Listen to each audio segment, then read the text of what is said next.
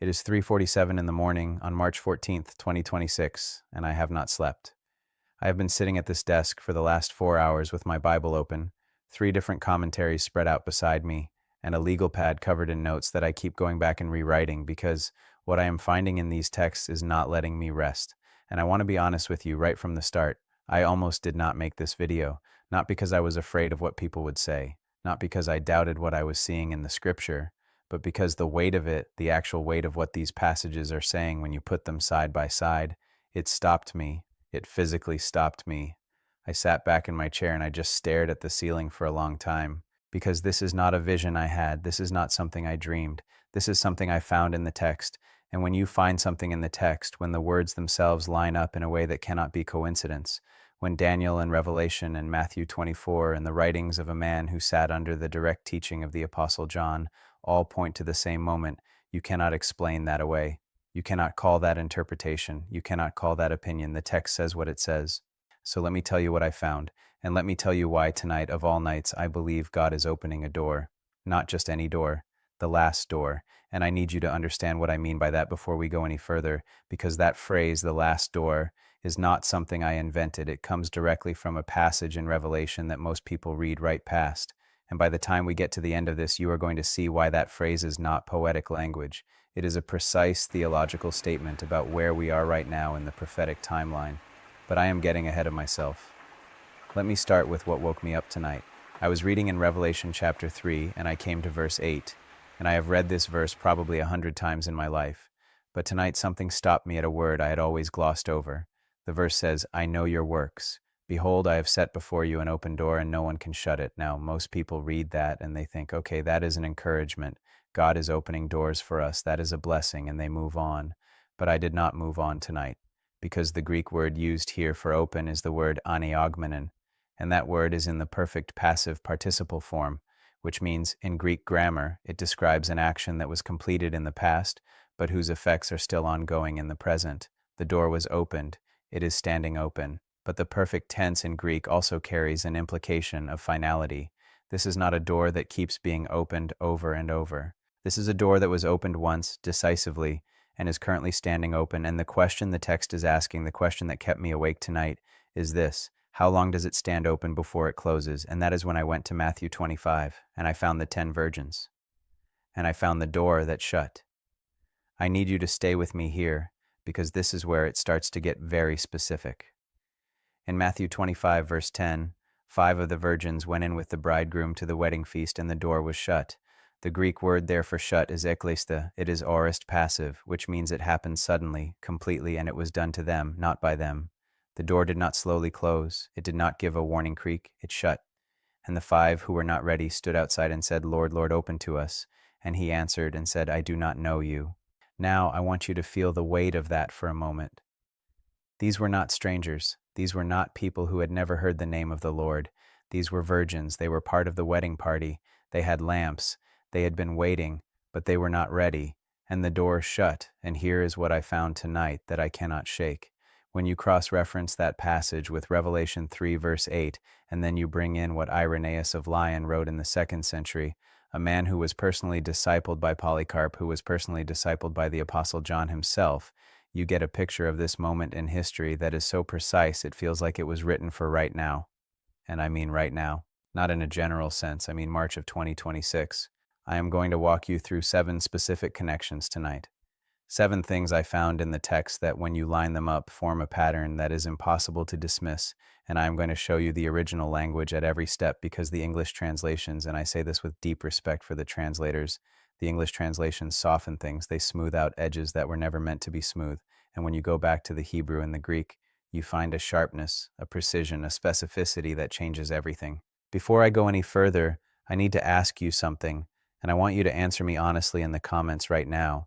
Have you ever had someone sit down with you and walk you through the Greek word for that open door in Revelation 3? Has anyone in your church, your small group, your Bible study ever stopped at that word and explained what the perfect passive participle means for where we are right now? Tell me in the comments, because if this is the first time you are hearing this, I need to know. I need to know who is finding this tonight for the first time, because what I'm about to show you builds on that foundation, and I want to know who is in the room with me right now. Now, let me tell you about the real-world anchor for everything I am going to share tonight, because I told you at the start that this is not just a vision, this is not just a feeling, this is anchored to something verifiable, something you can look up yourself, something that is happening in the physical world right now that lines up with what these texts have been saying for 2,000 years. On March 14th, 2026, we are sitting at a convergence point that has not occurred in this specific configuration in over 500 years.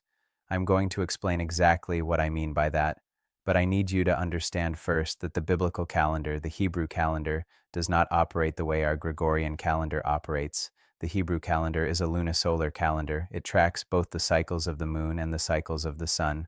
And the feasts of the Lord, the appointed times that God established in Leviticus 23, are not just religious holidays. The Hebrew word for appointed times is moedim, and that word does not just mean a scheduled event, it means a divine appointment, a meeting, a moment when heaven and earth are meant to intersect. And right now, in this season, we are approaching a convergence of moedim, of divine appointments, that the early church fathers specifically identified as a window of heightened prophetic significance. And I am going to show you exactly what they said and exactly which texts they were drawing from. But here's the thing I need you to hold on to as we go through this together. The door in Revelation 3 is open right now. I believe that with everything in me. But the parable of the 10 virgins is not a story about people who rejected God. It is a story about people who were not ready. And the difference between those two things is everything.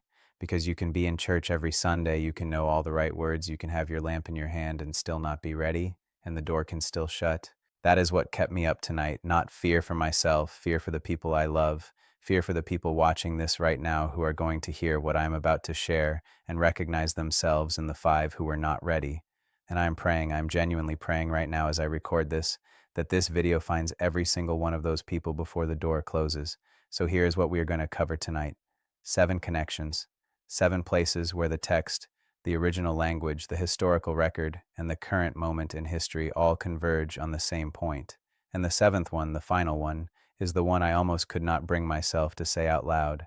I have been circling it for the last hour. I have written it down and crossed it out twice, but I am going to say it, because if I do not say it and you needed to hear it, I will have to answer for that silence. We are going to start in Daniel, then we are going to move to Revelation, then we are going to bring in Matthew 24 and Luke 21.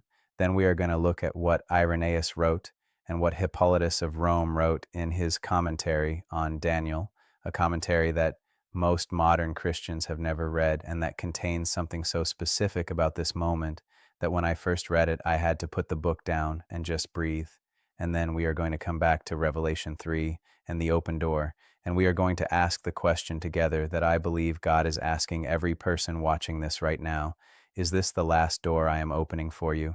Not in a condemning way, not in a way that is designed to make you feel hopeless, but in the way a father asks his child who is standing at the edge of something dangerous, with urgency, with love, with the full weight of what is at stake pressing behind every word. Because here is what I believe with everything in me. God does not close doors to punish people. He closes doors because the season has changed. And when the season changes, what was available in one moment is no longer available in the next. And the people who were not paying attention, the people who were not watching, the people who had their lamps but not enough oil, they find themselves standing outside a closed door saying, "Lord, Lord," and hearing silence. I do not want that for you. I do not want that for anyone watching this tonight. And that is why I am still awake at 3:47 in the morning on March 14th, 2026, talking to you instead of sleeping. So let us go to the text. Let us start with Daniel, and let us find the first of 7 connections that I believe God put in front of me tonight for a reason. Daniel chapter 12, that is where I want to start. And I want to start there because most people, when they think about end times prophecy, they go straight to Revelation. They skip Daniel entirely, or they read Daniel and they treat it like a history book, like it is talking about things that already happened, things that are safely in the past and do not require anything from us right now. But that is not what Daniel 12 is doing. And the moment you understand what the original Hebrew is actually saying in this chapter, you will never read it the same way again. Verse 1. And at that time shall Michael stand up, the great prince which standeth for the children of thy people. And there shall be a time of trouble, such as never was, since there was a nation even to that same time. And at that time thy people shall be delivered, every one that shall be found written in the book. Now I want to stop at the phrase time of trouble, because in English that sounds almost mild. A time of trouble. like a difficult season, like things are going to be hard for a while. But the Hebrew phrase here is et Sarah, and the word Sarah does not mean trouble in the way we use that word casually. The root of Zara comes from a verb that means to be pressed, to be squeezed, to be in a narrow place with no room to move. It is the same root used in Psalm 118, verse 5, where the psalmist says, I called upon the Lord in distress, and the Lord answered me and set me in a large place. The distress there, the narrow place, that is Zara. And Daniel is saying that what is coming is a Zerah, unlike anything that has ever happened since there was a nation on the earth. But here's what I need you to see. The very next verse, verse 2 says, And many of them that sleep in the dust of the earth shall awake, some to everlasting life, and some to shame and everlasting contempt. This is a resurrection passage right here in Daniel 12, and it is placed immediately after the description of the greatest Zara in human history, which means the resurrection, the catching away. The moment when those who sleep in the dust awake to everlasting life is on the other side of this narrow place, or at the beginning of it. And that is a conversation the church has been having for 2,000 years about the precise timing. But what I want you to see tonight is not the timing debate. What I want you to see is the certainty. The door opens, the narrow place comes, and those whose names are written in the book are delivered. Written in the book, that phrase stopped me tonight, because in Hebrew the word for written here is hamit ketevim, and it is a present participle, which means it is not describing people whose names were written in the past and are now permanently fixed. It is describing people who are in the process of being written, people whose names are being inscribed right now, and that changes the urgency of this passage completely, because it means the book is not closed yet. The writing is still happening, and the question is whether your name is among those being written in this moment. Now let me bring in the first connection, the first of 7. And this one involves something that happened in the physical world that you can verify right now with a simple search. We are currently in a period that biblical scholars and astronomers both identify as a significant convergence of celestial signs. And I want to be careful here because I am not a date setter. I am not going to stand here and tell you that Jesus is coming back on a specific day. What I am going to do is show you what the text says about signs in the heavens, what the early church fathers said about those signs, and what is currently happening in the sky above us. And I am going to let you draw your own conclusions. In Joel chapter 2, verse 31, the text says, The sun shall be turned into darkness, and the moon into blood before the great and terrible day of the Lord come. The Hebrew word for before here is lifnei, and lifnei does not just mean before in a simple chronological sense. It means in the presence of, in front of, as a herald preceding, like a royal herald who runs ahead of the king to announce his arrival. The blood moon is not just a sign that something is coming. It is a herald. It is an announcement. It is the sky itself declaring that the king is approaching. And Peter quoted this exact passage from Joel in Acts chapter 2 on the day of Pentecost. He said, This is that which was spoken by the prophet Joel. And then he quoted the blood moon passage, which means the early church understood that the signs Joel described were not limited to a single future event. They were signs that would appear in seasons of divine visitation, seasons when heaven was pressing close to earth. Now here is the first connection, and I want you to hold this carefully because it is the foundation everything else tonight is going to build on. The pattern of blood moons falling on Hebrew feast days, what NASA and astronomers call a tetrad, has occurred in history at moments of profound significance for the Jewish people and for the prophetic timeline. In 1492, a tetrad of blood moons fell on Passover and the Feast of Tabernacles in consecutive years. That was the year the Jewish people were expelled from Spain. In 1947 and 1948, a tetrad fell on the same feast days. That was the year Israel was reborn as a nation after 2,000 years of exile. In 2014 and 2015, another tetrad fell on Passover and Tabernacles. That was a period of significant escalation in the Middle East and a moment that many biblical scholars identified as a prophetic marker. And now I want you to ask yourself a question. What is happening in the Middle East right now? What is happening with Israel right now? What is happening with the geopolitical alignments that Ezekiel 38 and 39 describe in such specific detail that when you read those chapters and then read the news, you feel like you are reading the same document? I'm not going to tell you what to think about that. I'm going to show you what the text says and let the convergence speak for itself. But here is what I need you to understand about the blood moon pattern. It is not the blood moons themselves that are the sign. The blood moons are the herald. They are the sky announcing that a door is open. And the question, the urgent question that Daniel 12 and Revelation 3 and Matthew 25 are all asking together is, what are you doing while the door is open? Let me bring in the first historical witness now, because I do not want this to just be my interpretation. I want to show you that what I am saying tonight is not new. It is not something I invented at 3 in the morning. It is something that men who were much closer to the apostles than we are saw clearly and wrote about with a precision that should stop us cold. Irenaeus of Lyon. Let me tell you who this man was before I quote him, because his credentials matter. Irenaeus was born around 130 years after the birth of Christ. He was discipled by Polycarp of Smyrna, and Polycarp was personally discipled by the Apostle John, the same John who wrote the Gospel of John, the letters of John, and the book of Revelation. So when Irenaeus writes about the end times, he is not writing from pure speculation. He is writing from a tradition that goes back in a direct line to the man who received the revelation on the island of Patmos. In his work against heresies, written in approximately 180 years after Christ, Irenaeus wrote about the signs that would precede the return of Christ, and he said something that I want you to hear very carefully. He wrote that the signs would not come all at once like a sudden storm. He said they would come like a woman in labor, increasing in frequency and intensity, each contraction closer than the last, each one more undeniable than the one before, until the moment of birth could no longer be delayed. Now where did Irenaeus get that image? He got it from Paul. 1 Thessalonians chapter 5 verse 3, "For when they shall say, peace and safety, then sudden destruction cometh upon them, as travail upon a woman with child, and they shall not escape." The Greek word for travail here is odin, and odin means birth pang. It is the same word Jesus used in Matthew 24 verse 8 when he said, "All these are the beginning of sorrows." The word translated sorrows there is also odin, birth pangs.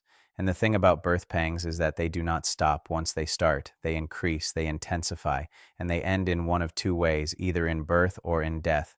There is no third option. Irenaeus understood this, and he wrote that the generation that saw the convergence of these signs, the signs Jesus described in Matthew 24, the signs Joel described, the signs Daniel described, that generation would not pass away before all these things were fulfilled. He was quoting Matthew 24 verse 34 directly, and he was saying that the convergence of signs is itself the signal that the birth is imminent.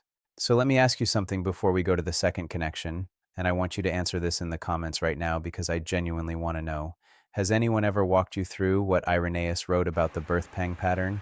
Has anyone in your church or your Bible study ever connected Matthew 24 verse 8 to 1 Thessalonians 5 verse 3 using the original Greek word odin and shown you that Jesus and Paul were using the exact same image to describe the same moment? Tell me in the comments, because if this is new to you, what I am about to show you in the second connection is going to hit even harder, and I need you to be ready for it.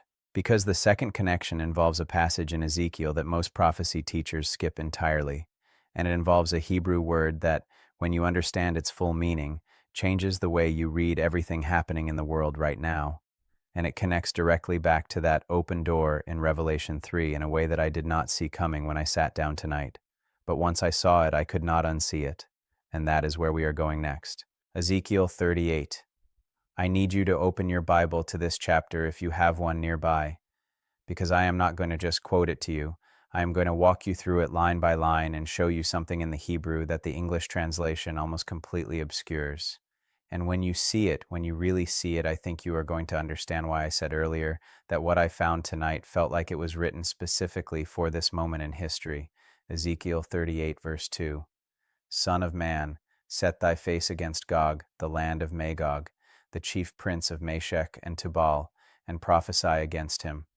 Now most people who have spent any time in prophecy circles know this passage. They know the names Gog and Magog, Meshech and Tubal. They know the general interpretation that this describes a future coalition of nations that will come against Israel. And that is accurate as far as it goes, but I want to show you something that most teachers stop short of showing you. The Hebrew word translated chief prince here is Nesi Rosh, and the word Rosh is fascinating. In modern Hebrew, Rosh simply means head or chief. But in ancient Hebrew, Rosh carried a geographic and ethnic connotation that pointed to a specific region north of Israel. And the early church fathers, specifically Hippolytus of Rome, who wrote his commentary on Daniel around 204 years after Christ, identified the nations described in Ezekiel 38 with specific geographic regions that he could see from his own historical vantage point. And what Hippolytus described, the regions he identified as Magog and the coalition that would form around it, maps with uncomfortable precision onto the geopolitical alignments we are watching form right now in 2026. I want to be careful here. I am not going to name specific nations and tell you that I have decoded prophecy in a way that no one else has. That is not what this is. What I am going to do is show you what Hippolytus wrote, show you what Ezekiel describes, and ask you to look at the news with your own eyes and tell me what you see. Hippolytus wrote in his treatise on Christ and Antichrist that the nations of the north would form an alliance in the last days that would be characterized by three things. First, a shared opposition to the covenant people of God. Second, a military and economic partnership that would give them unprecedented combined power. And third, a moment of overconfidence, a moment when they would believe that nothing could stop them, that would immediately precede their destruction. He drew this directly from Ezekiel 38 verse 11, where the coalition says, I will go up to the land of unwalled villages. I will go to them that are at rest, that dwell safely, all of them dwelling without walls, and having neither bars nor gates. The Hebrew phrase translated dwelling safely here is Yoshevet Lavatak. And the word Lavatash does not mean safe in the sense of being protected by military force. It means safe in the sense of trusting, of resting in confidence. It describes a people who are not on high alert, a people who have, at least on the surface, a sense of security. And the coalition in Ezekiel 38 sees that apparent security and decides it is the perfect moment to strike. Now here's the second connection, and this is the one that stopped me cold tonight.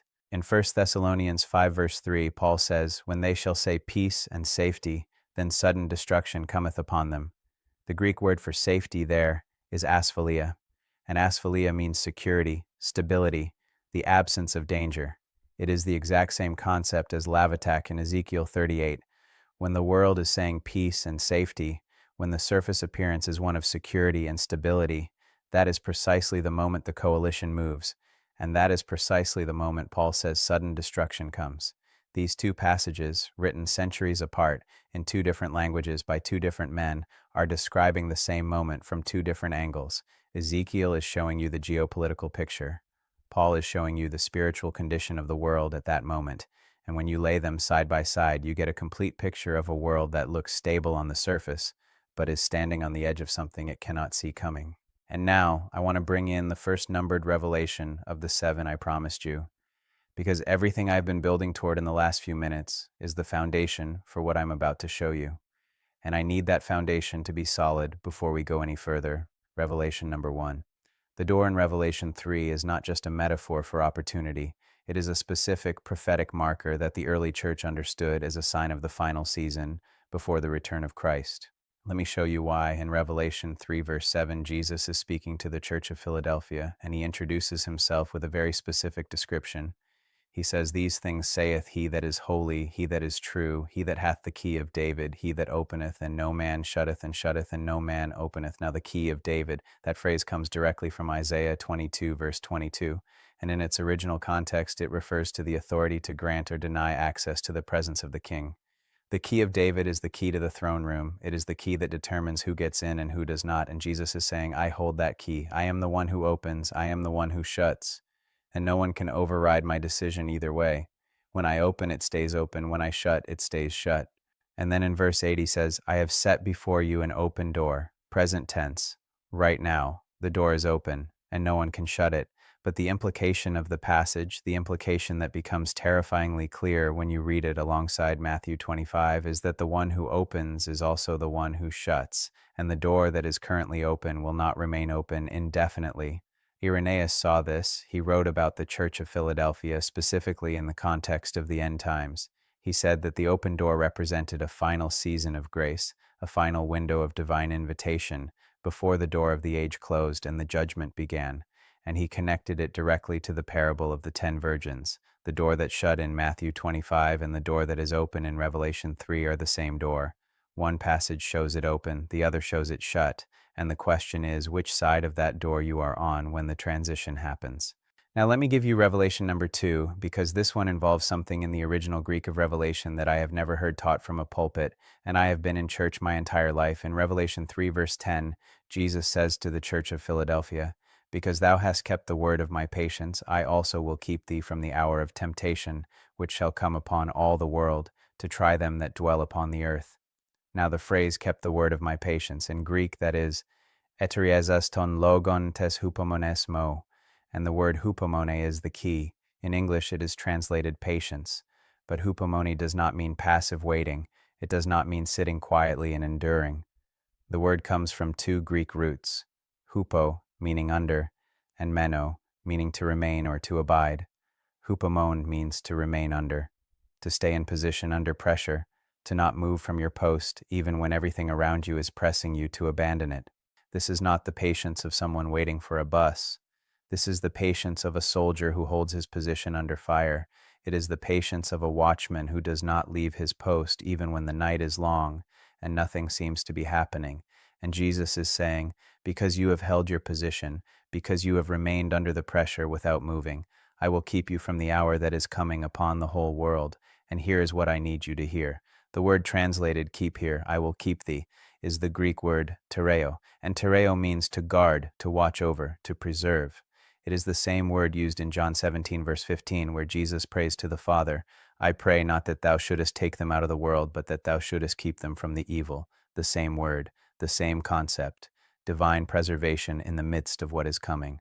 But the condition is hupomone, remaining under, holding your position, not drifting, not being moved by the pressure of the culture, the pressure of comfort, the pressure of a world that is constantly telling you to put down your lamp and rest because the bridegroom is not coming tonight. And that is what brings me to the third connection that I found tonight. And this one involves something that Hippolytus of Rome wrote that I want you to hear in full. Because Hippolytus was not just a theologian, he was a pastor, he was a bishop, he was a man who watched his congregation face real persecution and real pressure. And what he wrote about the condition of the church in the last days is so specific, so precise, so uncomfortably accurate about what we are seeing in the church right now in 2026, that when I read it tonight, I had to stop and just sit with it for a long time. Hippolytus wrote, in the last days the church will be tempted not primarily by persecution from without, but by comfort from within.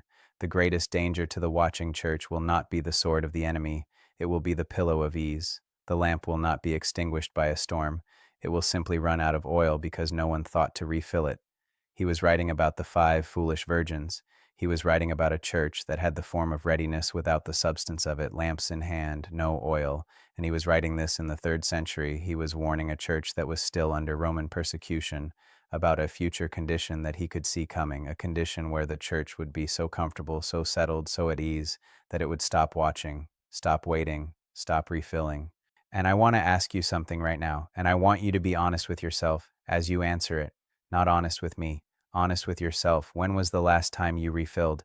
When was the last time you went to God, not with a list of requests, not with a routine prayer that you have said so many times it has become automatic, but with genuine hunger, with the kind of desperation that says, I cannot do this without you? When was the last time your lamp was full? Because the door is open right now. I believe that. The text says it, the signs confirm it. The convergence of everything I am showing you tonight points to a window that is currently open, but windows do not stay open forever. And the question Hippolytus was asking his congregation in the 3rd century is the same question I am asking you right now in March of 2026. Is your lamp full, or have you been running on the oil you had last year? Before I show you the 4th connection, I need you to do something for me in the comments. Tell me which of these 2 revelations hit you harder, the open door in Revelation 3 and what the Greek perfect tense tells us about its finality, or the word hupomone and what it means to remain under pressure without moving from your post. Tell me which one is speaking to you right now, because the one that moved you is probably the one God is using to address something specific in your life tonight.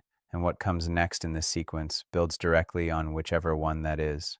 Because Revelation number 3 is where we go to Matthew 24, and it is where Jesus himself gives us a list of signs that, when you read them in the original Greek and then look at the world around you right now, create a convergence so precise that it is going to be very difficult to explain away. And I am going to show you a word in Matthew 24 that most English readers have never noticed, a word that tells you exactly what kind of watching Jesus was calling his disciples to, and it is not the kind of watching most of us are doing. Matthew 24. I want you to picture the scene for a moment before we get into the text, because context matters. Jesus and his disciples have just left the temple in Jerusalem, and the disciples are marveling at the buildings. They are pointing out the stones, the architecture, the grandeur of it all, and Jesus says something that stops them cold. He says, "Do you see all these things? Truly I say to you, there will not be left here one stone upon another that will not be thrown down. And they are stunned, because the temple was not just a building to them, it was the center of their world. It was the place where heaven and earth met. And Jesus just told them it was going to be rubble. So they come to him privately on the Mount of Olives, and they ask him two questions. Tell us, when will these things be? And what will be the sign of your coming and of the end of the age? Two questions, and Jesus answers both of them in what becomes the most detailed prophetic discourse he ever gave. And the first word out of his mouth in response is the Greek word blapete. Watch out, take heed, be careful. But blapete is not just a casual warning. The word blapete comes from the root blepo, which means to see with active, intentional, focused attention.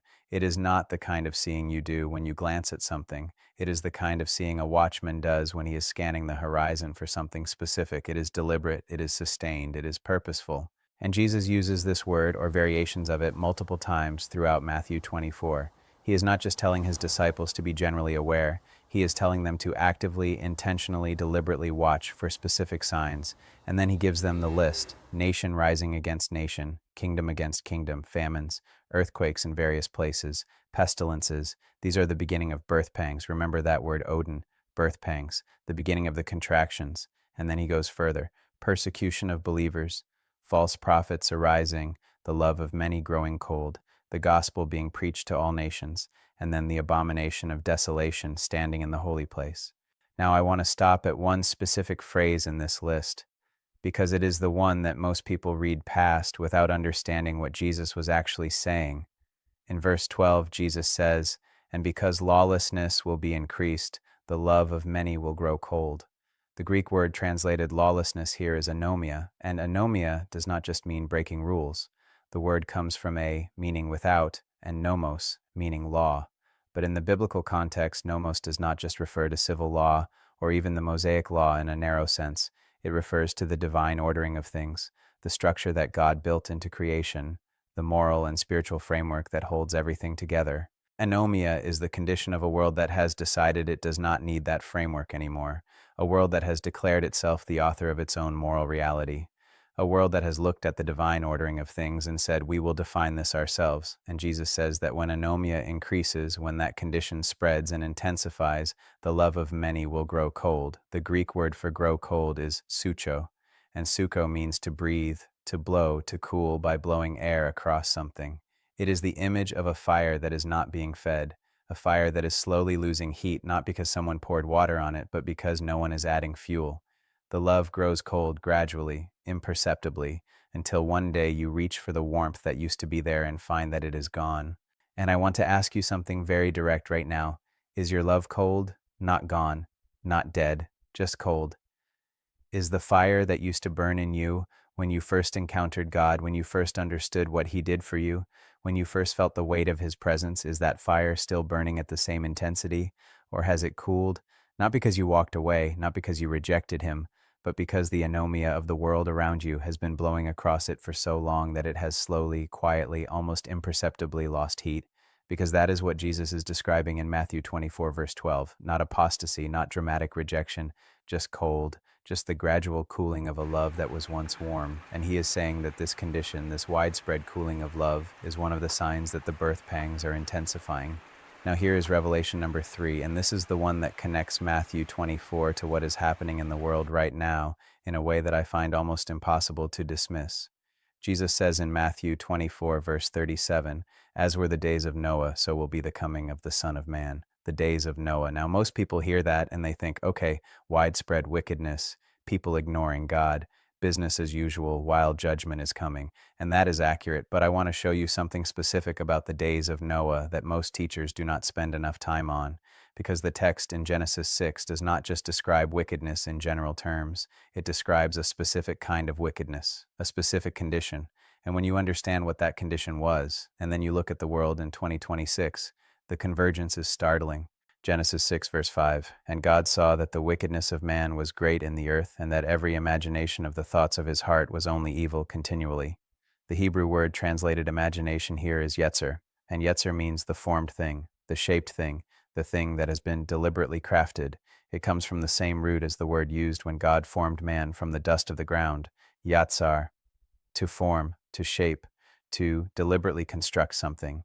So when Genesis 6 says that every yetzer of the thoughts of man's heart was only evil continually, it is not describing random wickedness. It is describing a condition where the very framework of human thought, the way people were forming and shaping their understanding of reality, had been completely corrupted. The imagination itself, the capacity to envision and construct meaning, had been given over entirely to evil.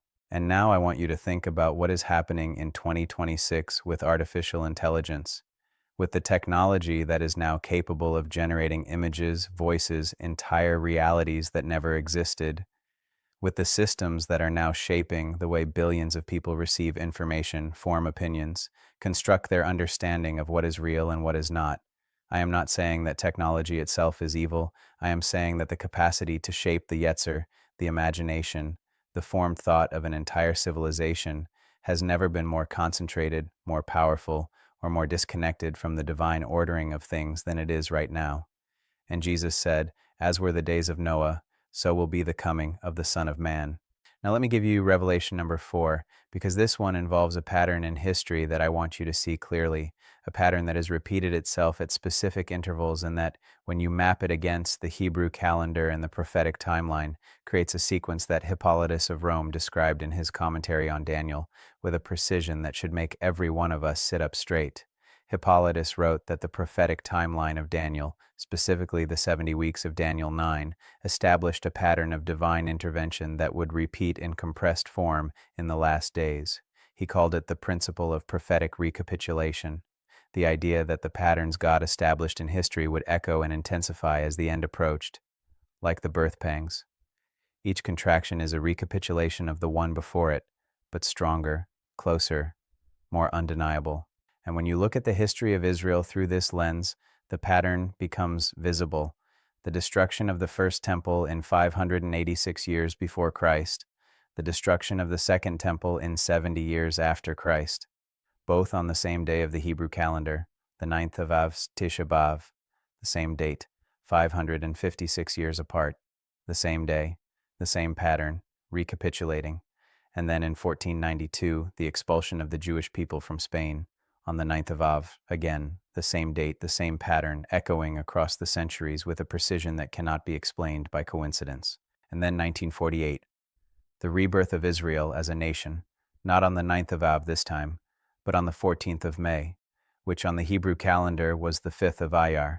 And the significance of that date in the Hebrew calendar, its relationship to the counting of the Omer, the period between Passover and Pentecost, is something that Jewish scholars have written about extensively, because the rebirth of Israel happened in the middle of a period that the Hebrew calendar designates as a time of transition, a time between the old and the new, a time of counting towards something. And here's what I need you to see. We are currently in a period that mirrors that transition in a way that has not occurred since 1948.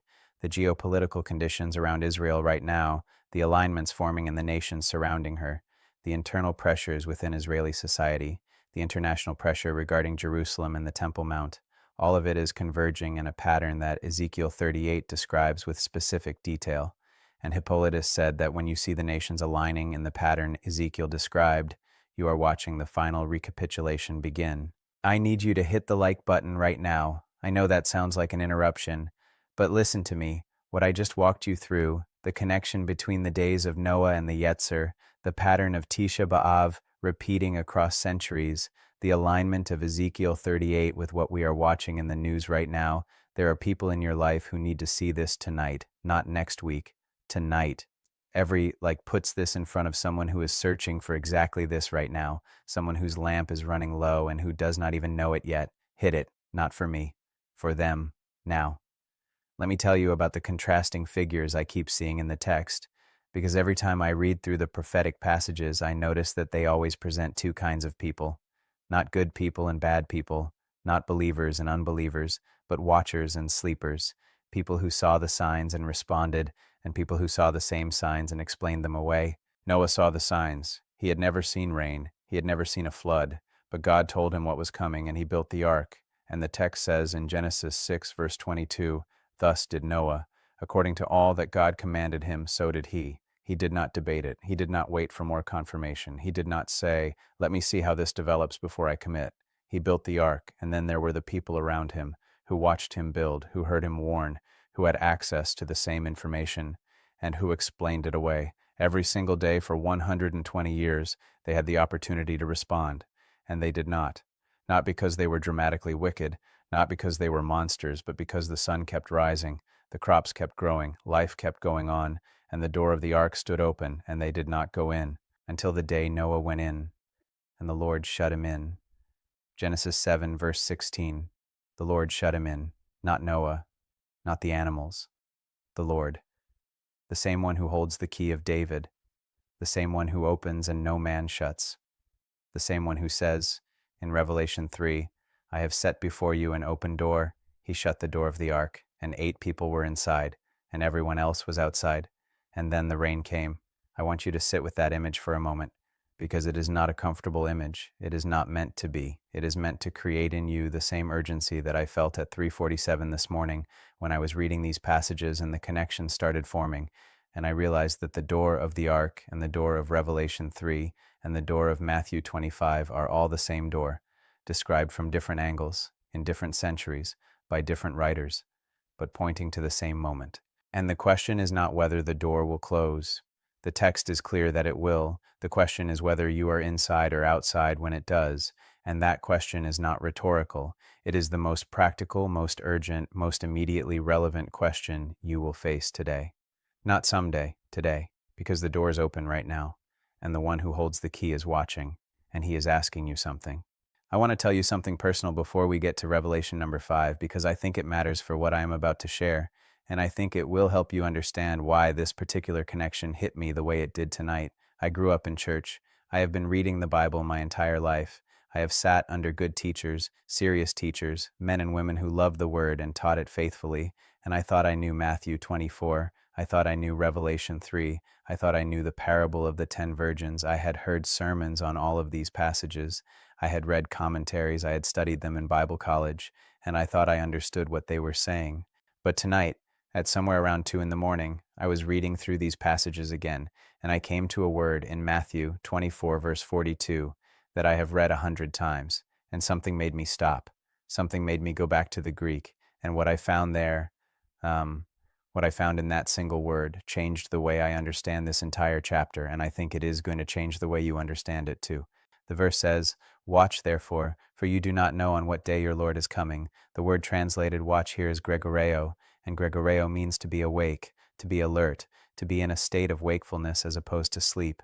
But here's what I did not know until tonight. The word gregoreo is in the present imperative form, which in Greek means it is a continuous command, not a one-time action, not something you do once and then you have done it. It is a command to be in a continuous, ongoing, sustained state of wakefulness, right now, and tomorrow, and the day after, without stopping, without taking a break, without deciding that you have watched enough and it is time to rest.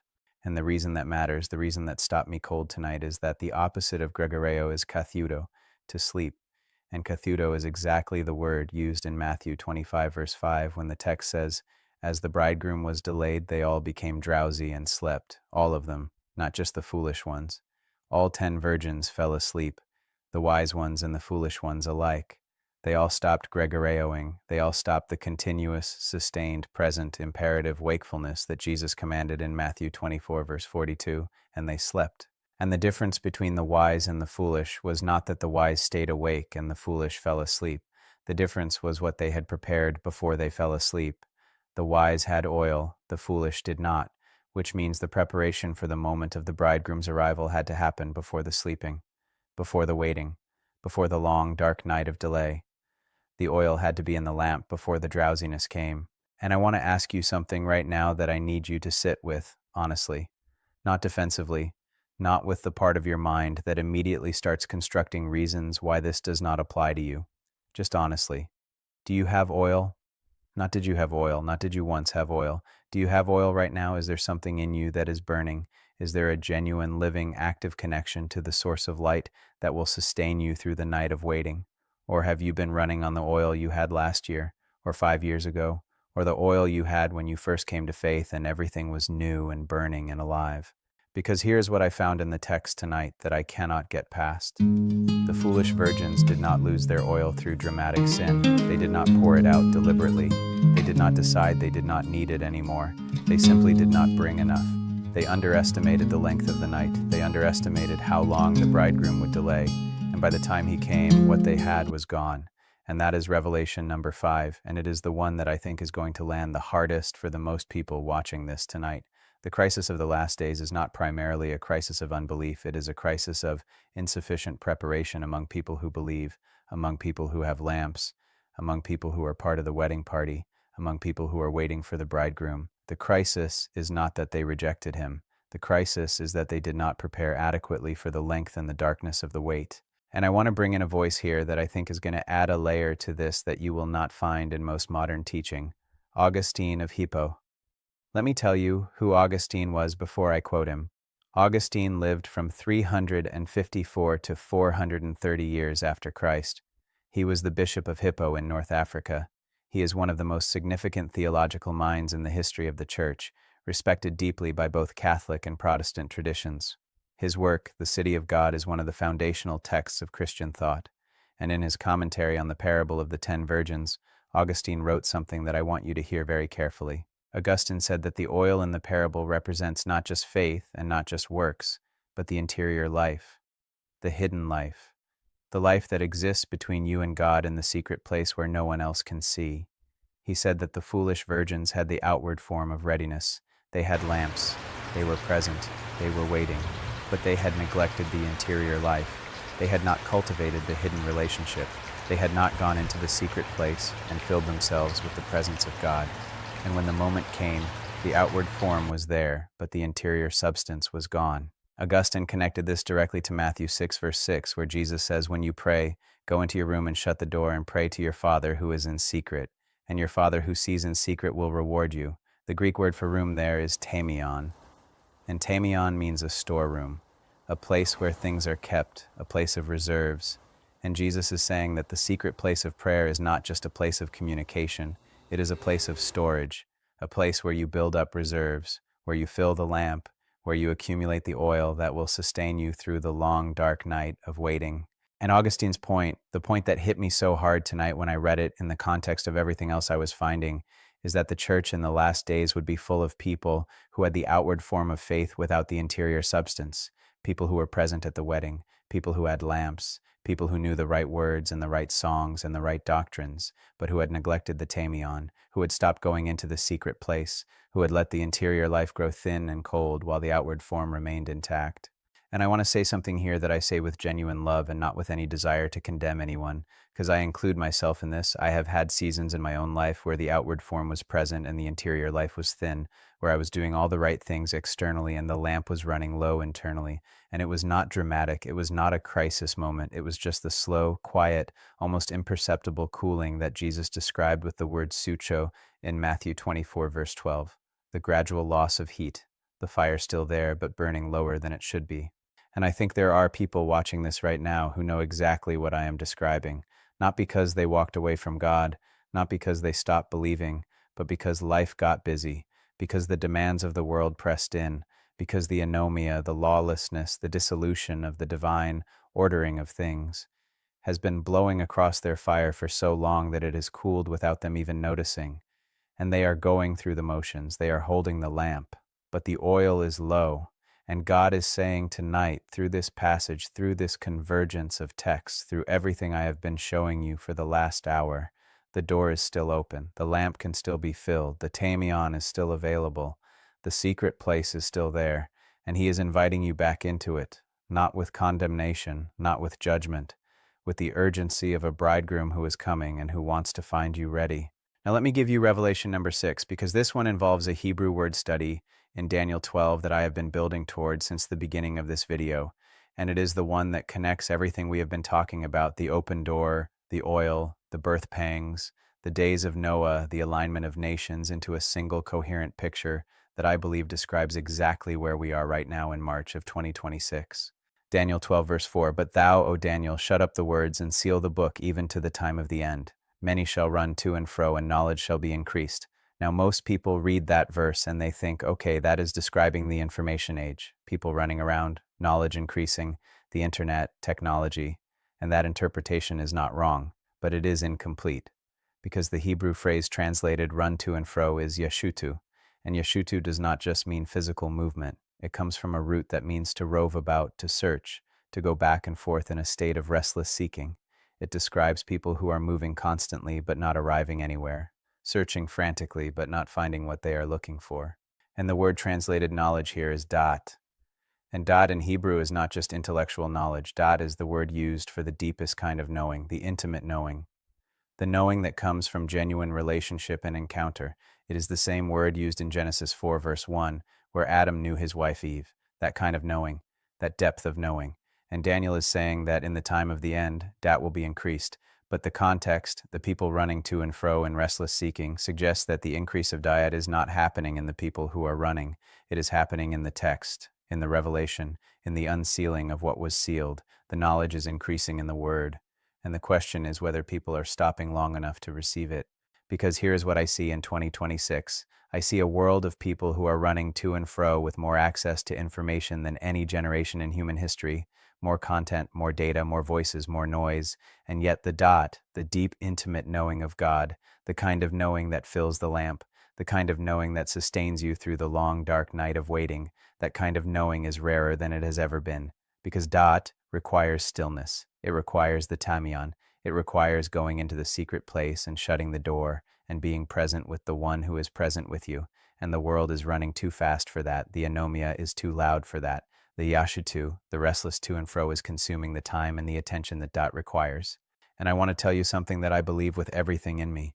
The reason God is opening this door right now, the reason this window of divine invitation is currently standing open, is not because things are about to get easier.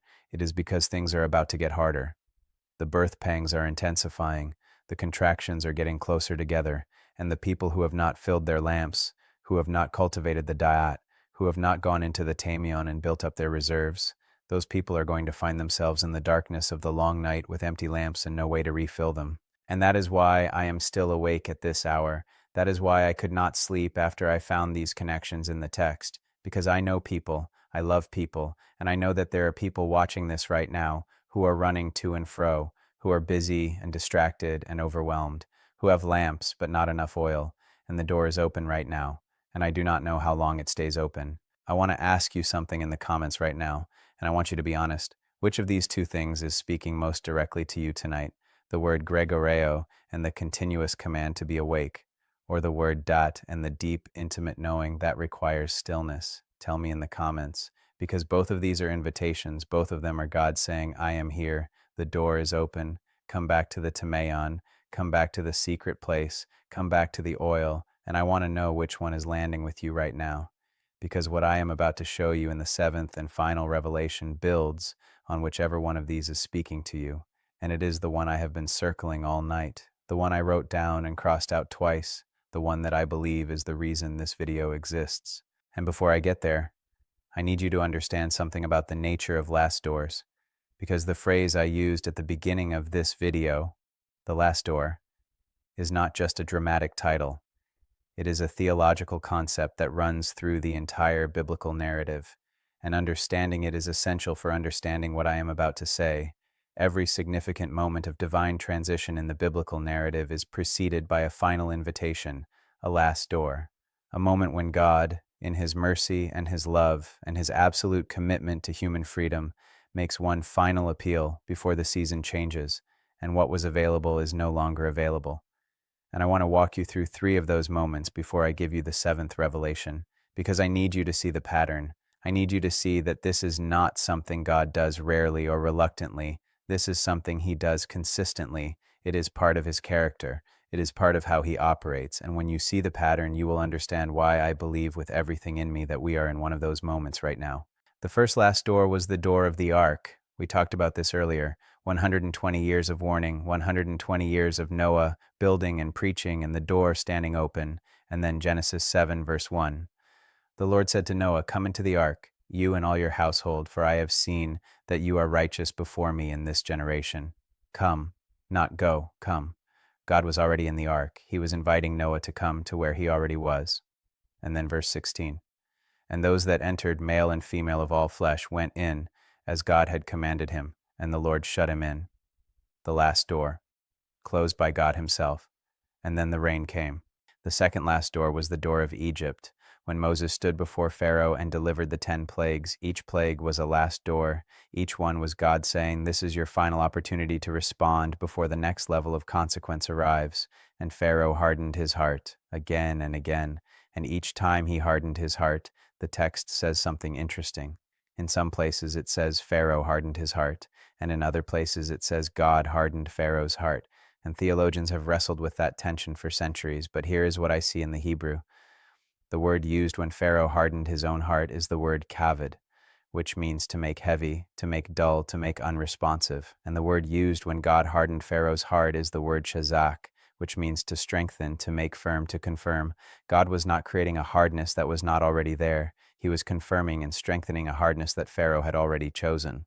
He was giving Pharaoh exactly what Pharaoh had repeatedly chosen, and the last door closed, and the firstborn died, and Pharaoh finally let the people go. But by then the cost had been catastrophic. The third last door was the door of Jerusalem. In Luke 19, verse 41, as Jesus approached Jerusalem, he wept over it, and he said, "If you, even you, had known on this day what would bring you peace. But now it is hidden from your eyes. The days will come upon you when your enemies will build an embankment against you and encircle you and hem you in on every side. They will dash you to the ground, you and the children within your walls. They will not leave one stone on another, because you did not recognize the time of God's coming to you." The time of God's coming to you. The Greek word there is episkope. It means visitation, the moment when God comes to visit, the moment when the door is open and the invitation is extended. And Jerusalem did not recognize it, and the door closed. And in 70 years after Christ, exactly as Jesus predicted, the Romans came, and not one stone was left upon another. 3 last doors, 3 moments of final invitation, 3 moments when God, in his love and his mercy, made one final appeal before the season changed. And in each case, the people who responded were preserved, and the people who did not were not.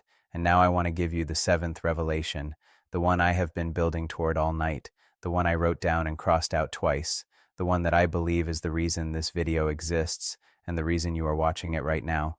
But before I do, I need to tell you something about how I came to this, because the way I found it matters.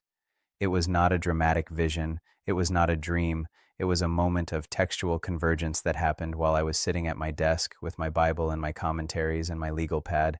And it happened the way all genuine biblical discovery happens, slowly, and then all at once. I was reading Revelation 3, verse 8 again, the open door passage, and I noticed something I had never noticed before. Jesus says, "I have set before you an open door." The Greek phrase is didoka enopian so thuran aneogmenon, and the word enopian means before you, in front of you, in your presence, but it also carries the sense of in your sight, in your field of vision. The door is not hidden, it is not obscure, it is not something you have to search for. It is right in front of you, in your sight, visible, accessible, open. And then I went to Revelation 3, verse 20, because something in my spirit said, "Go there." And I read it again for what felt like the 100th time. "Behold, I stand at the door and knock. If anyone hears my voice and opens the door, I will come into him and eat with him, and he with me." And I have always read that verse as an evangelism verse, a verse about salvation, about Jesus knocking on the door of an unbeliever's heart, and it can be read that way. But do you know who Jesus is speaking to in Revelation 3, verse 20? He is speaking to the church of Laodicea. He is speaking to believers. He is speaking to people who are already in the church, people who already have lamps, people who are already part of the wedding party, and he is standing outside their door, knocking. The church has shut Jesus out. Not unbelievers, the church, the people with lamps, the people who know the right words and sing the right songs and attend the right services.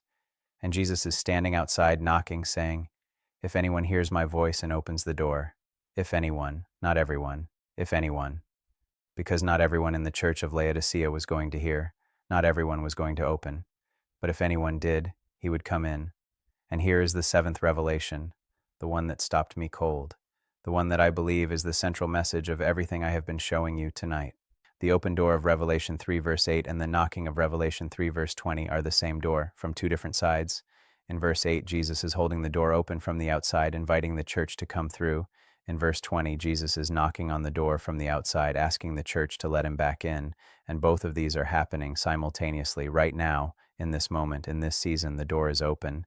and Jesus is knocking, and the question is not whether you believe in him. The question is not whether you attend church or know the scriptures or have the right theology. The question is whether you hear his voice, whether you recognize the knock, whether you open the door and let him come in and sit with you, whether you go through the door he is holding open before it closes. And I want to bring in one more voice here, because I need you to hear this from someone other than me.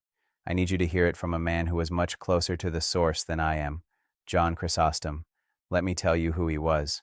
Chrysostom lived from 349 to 407 years after Christ. He was the Archbishop of Constantinople. His name Chrysostom means golden-mouthed in Greek, a title given to him because of the extraordinary power and clarity of his preaching. He is revered in both the Eastern Orthodox and the Western Catholic traditions, and he is one of the most quoted preachers in the history of the Church. In one of his homilies on the book of Revelation, Chrysostom wrote about the knocking of Revelation 3 verse 20 with a specificity that I find almost unbearable in its relevance to right now. He wrote, "Do not mistake the patience of the one who knocks for an indication that he will knock forever. The king does not stand at the door of a servant's house indefinitely. He comes. He knocks. He waits with a patience that is itself an act of grace. But there is a moment, known only to him, when he turns and walks away. Not in anger, not in condemnation, but because the invitation has been extended to its fullest measure and the season has changed. And the servant who did not open will spend the rest of his days wondering what was on the other side of that door. The servant who did not open, not the enemy, not the stranger, the servant, the one who was in the household, the one who knew the master's voice, the one who had every reason to open and chose, through distraction or delay or simple inattention, not to. And I want to ask you something right now that I need you to sit with, not answer quickly. Sit with. When did you last open the door? When did you last hear the knock and actually stop what you were doing and open? When did you last let him come in and sit with you? Not a quick prayer before bed, not a routine devotional that you read while you are thinking about something else, but a genuine, present, attentive opening of the door, a genuine invitation for him to come in and eat with you, to sit with you, to be with you in the way that Revelation 3 verse 20 describes.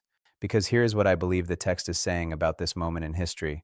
The knocking is getting louder, the urgency in the knock is increasing, the birth pangs are intensifying, the signs are converging, the nations are aligning, the anomia is spreading, the love of many is growing cold, the yashutu is accelerating, and in the middle of all of it, Jesus is standing at the door of the church, at the door of your heart, at the door of your life, and he is knocking. And he is saying, I have set before you an open door, and I am standing at your door. And both of these things are true at the same time, and both of them require a response from you.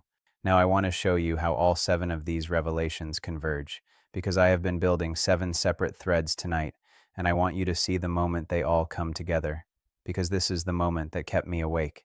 This is the moment that made me pick up my pen and start writing instead of going to sleep. This is the moment when the text stopped being a collection of separate passages and became a single, unified, urgent message addressed to this generation, addressed to this moment, addressed to you. Thread 1, the open door of Revelation 3 verse 8, currently standing open, perfect passive participle, opened once decisively and currently standing open, but held open by the one who also shuts. Thread 2, the hupomone of Revelation 3 verse 10, the command to remain under, to hold your position, to not be moved from your post by the pressure of the world around you. Thread 3, the Gregoreo of Matthew 24 verse 42, the continuous present imperative command to be awake, not once, continuously, without stopping. Thread 4, the Odin of Matthew 24 verse 8 and 1 Thessalonians 5 verse 3, the birth pangs. Increasing in frequency and intensity, each one closer than the last, each one more undeniable. Thread 5, the anomia of Matthew 24 verse 12 and the sucho of the cooling love, the gradual, imperceptible cooling of the fire, the slow loss of heat that happens not through dramatic rejection but through simple neglect. Thread 6, the dot of Daniel 12 verse 4, the deep intimate knowing that requires stillness, that requires the tamion, that requires going into the secret place and building up reserves, while the world runs to and fro in restless yashutu. Thread 7, the knocking of Revelation 3 verse 20, Jesus standing at the door of the church, of your heart, of your life, knocking, with a patience that is itself an act of grace, but a patience that, as Chrysostom warned, does not last indefinitely. 7 threads, all pointing to the same moment, all converging on the same question, all addressed to the same person, you, right now, in March of 2026. With the door open and the knock sounding and the birth pangs intensifying and the oil either present or absent in your lamp. And I want you to tell me something in the comments right now. Which of these 7 threads is the one that is speaking most directly to you tonight? Which one is the one that landed? Which one is the one that you are going to be thinking about when this video ends and you go back to your life? Tell me, because I believe that the thread that moved you most is the one God is using to address something specific in your life right now. And I want to know. I want to pray for you. I want to know who is in this room with me tonight and what God is saying to them through these passages, because what comes next is the application, the specific, practical, actionable response to everything I have shown you tonight. And it is not complicated. It is not a long list of religious obligations. It is not a program or a system or a formula. It is something much simpler and much harder than any of those things. And I am going to walk you through it step by step. So let me tell you what I think God is actually asking for right now. Because I have spent the last several hours showing you the urgency, I have shown you the open door and the knocking and the birth pangs and the cooling love and the empty lamps. And I know that for some people, hearing all of that creates a kind of paralysis, a kind of overwhelm where the weight of it is so heavy that instead of moving toward the door, you just freeze. And I want to address that directly before we go any further. Because I do not believe that is what God intends. I do not believe the purpose of prophetic warning is to crush people under the weight of what is coming. I believe the purpose of prophetic warning is to create enough urgency to break through the inertia of comfort and distraction and get people moving toward the door while it is still open. So what does moving toward the door actually look like? What does it mean in practical terms to respond to everything I have shown you tonight? What does it mean to fill your lamp? What does it mean to open the door when Jesus knocks? What does it mean to cultivate the deep, intimate knowing, in a world that is running to and fro at a speed that makes stillness feel almost impossible? I want to give you something concrete, something you can do today, not someday, today. Because the urgency of everything I have shown you tonight is not a someday urgency. It is a today urgency. It is a right now urgency. And I want to give you a framework that is rooted in the same biblical texts we have been examining all night. Because the text does not just describe the problem, it also describes the solution, and the solution is simpler than most people expect. The first thing I want to say is this: return to the Tameon, return to the secret place.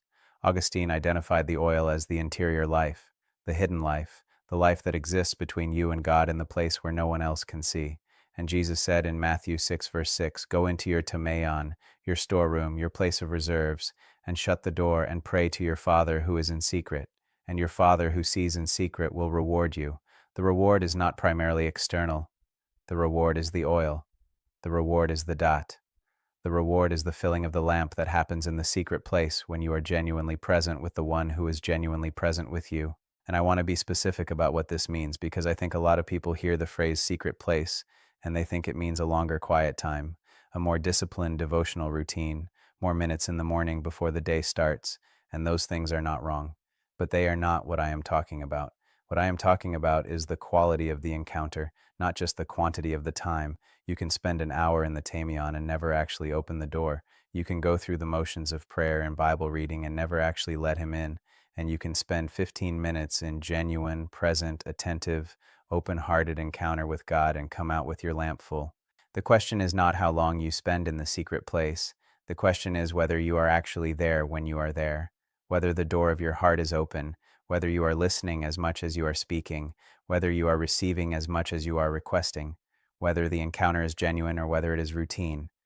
And here is a self-examination question I want you to sit with.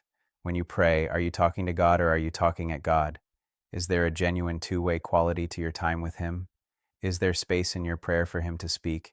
Is there stillness in your seeking? Or is it all output and no input? All request and no reception?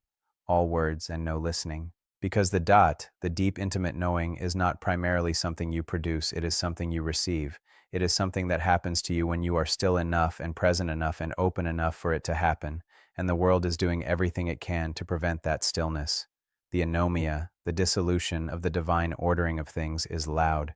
The yashutu, the restless running to and fro, is constant, and the enemy of your soul knows that if he can keep you moving fast enough, busy enough, distracted enough, you will never be still long enough to receive the dayet that fills the lamp. So the first practical step is this: today.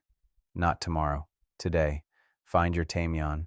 Find the place and the time where you can shut the door and be genuinely present, and go there and open the door of your heart and let him in and be still and listen and receive, and let the lamp be filled. The second thing I want to say is about the hupomone, the remaining under, the holding of your position under pressure, because I think one of the most significant ways that lamps run dry in this season is not through dramatic sin or dramatic departure from faith. It is through the slow erosion of conviction under the constant pressure of a world that is telling you that your faith is irrelevant, that your values are outdated, that the things you believe are on the wrong side of history, that the divine ordering of things that you are trying to remain under is a construct that needs to be deconstructed. And that pressure is real. I am not minimizing it. It is constant and it is sophisticated and it is coming from every direction, from the culture, from the media, from social pressure, from people you love and respect. And the temptation, the very human and very understandable temptation, is to soften your position, to find a middle ground, to hold your faith privately while accommodating the pressure publicly, to keep the lamp but turn down the flame so it does not attract attention. And I want to say something about that with as much love as I can, because I am not here to condemn anyone. I am here to warn. Turning down the flame is not the same as holding your position. Softening your conviction under pressure is not hupomone. It is the opposite of hupomone. Hupomone is remaining under, staying in position, not moving from your post even when everything around you is pressing you to abandon it. And the lamp that has been turned down to avoid attracting attention is a lamp that is running out of oil faster than you think. Because here is what I have found in the text and in my own experience. The fire of genuine faith is not self-sustaining at a low flame. It either burns or it goes out. There is no stable middle ground where you can keep it just barely alive indefinitely. The fire requires fuel. It requires the oil of the tamion. It requires the dot of genuine encounter. It requires the gregoreo of continuous, sustained, present tense wakefulness. And when you turn it down to manage the social pressure, you are not preserving it. You are slowly extinguishing it. And that is what I believe is happening in the church right now in 2026.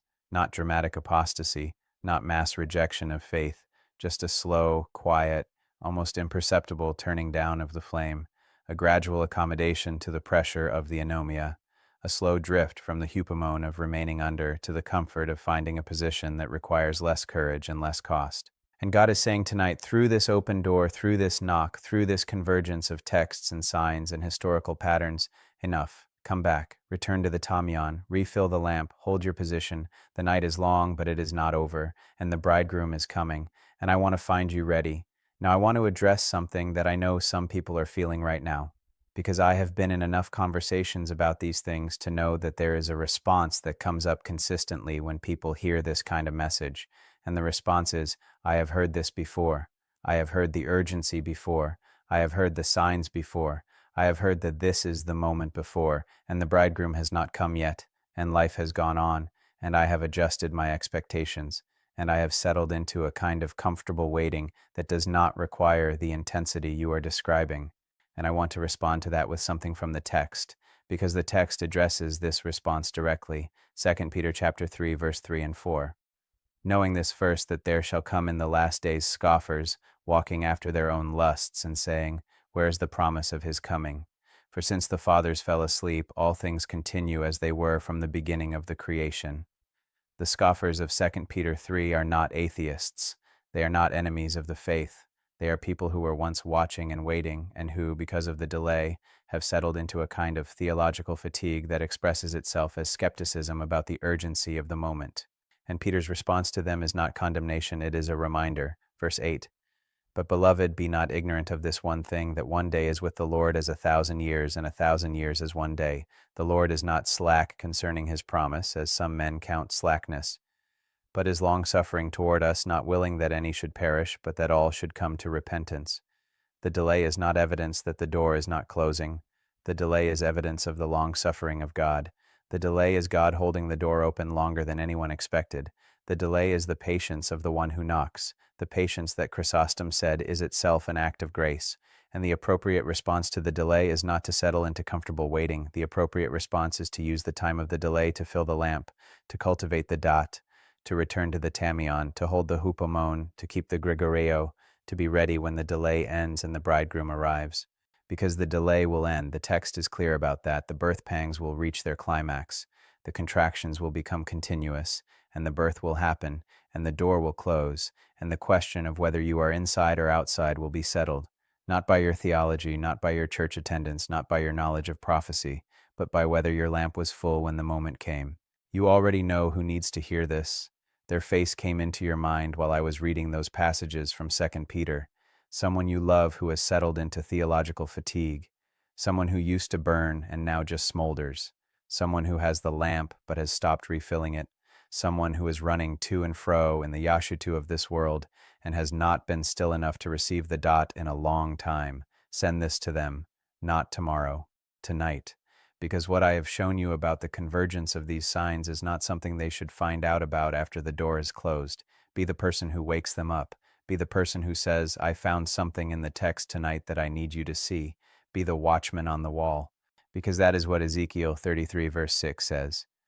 But if the watchmen see the sword come, and blow not the trumpet, and the people be not warned, if the sword come, and take any person from among them, he is taken away in his iniquity. But his blood will I require at the watchman's hand. The watchman who sees and does not warn bears responsibility for those who were not warned. And I believe that everyone watching this video tonight is a watchman, not because you chose that role, but because you found this video, because you are still here after an hour of this, because the text is landing, because the connections are real, and because you know people who need to hear this. So be the watchman, send this, share this, not as a religious obligation, not as a duty, but as an act of love for the people whose faces came into your mind while I was reading, because the door is open, and the knock is sounding, and the time to warn them is now. And now I want to move into something that I think is the most important part of everything I have shared tonight, because all of the urgency, all of the warning, all of the convergence of signs and texts and historical patterns, all of it is in service of one thing, one invitation, one moment of decision, and I want to walk you toward that moment carefully and honestly and with everything I have. Because here is what I believe about the God who opens doors and knocks and holds the invitation open longer than anyone expected. He is not doing any of this from a position of anger or judgment or desire to condemn. He is doing it from a position of love so fierce and so determined and so unwilling to give up on you that it drove him to a cross. And it is driving him to knock on your door right now. And it is holding that open door in Revelation 3 open for one more moment, one more day, one more video, one more chance for you to hear and respond. And that is what I want to talk about next. I want to talk about what it actually means to respond, not in a formulaic way, not in the way that reduces the most significant decision a human being can make to a 30-second prayer at the end of a video, but in the way the text actually describes it, in the way that Jesus described it, in the way that the early church fathers understood it, in the way that fills the lamp and opens the door and positions you on the right side of everything I have been showing you tonight. Because I think there is a version of responding to God that looks like responding but is not actually responding. And I think it is more common than we want to admit. And I think it is part of what Jesus was describing when he talked about the 5 foolish virgins. They were not people who had never responded. They were people whose response had been insufficient, whose preparation had been inadequate, whose engagement with the reality of what was coming had been shallow enough that when the moment arrived, they were caught without what they needed. And I want to make sure that nobody watching this tonight walks away having had an emotional response to what I have shared without having had a genuine encounter with the one who is knocking. Because an emotional response to a video is not the same as opening the door. Feeling moved is not the same as being filled, and I say that not to diminish what you are feeling right now. I say it because I love you enough to be honest with you, and because the text is honest about it, and because the door is open right now and I want you to go through it, not just feel good about the fact that it exists. So let me walk you through what genuine response actually looks like, and I am going to anchor every step of this to the biblical text. Because I do not want this to be my framework. I want it to be God's framework, the one he established in the text, the one that has been working for 2,000 years. The first element of genuine response is what the Greek New Testament calls metanoia. It is translated repentance in most English Bibles. But metanoia does not primarily mean feeling sorry for your sins. The word comes from 2 Greek roots, meta, meaning after or beyond, and nous, meaning mind.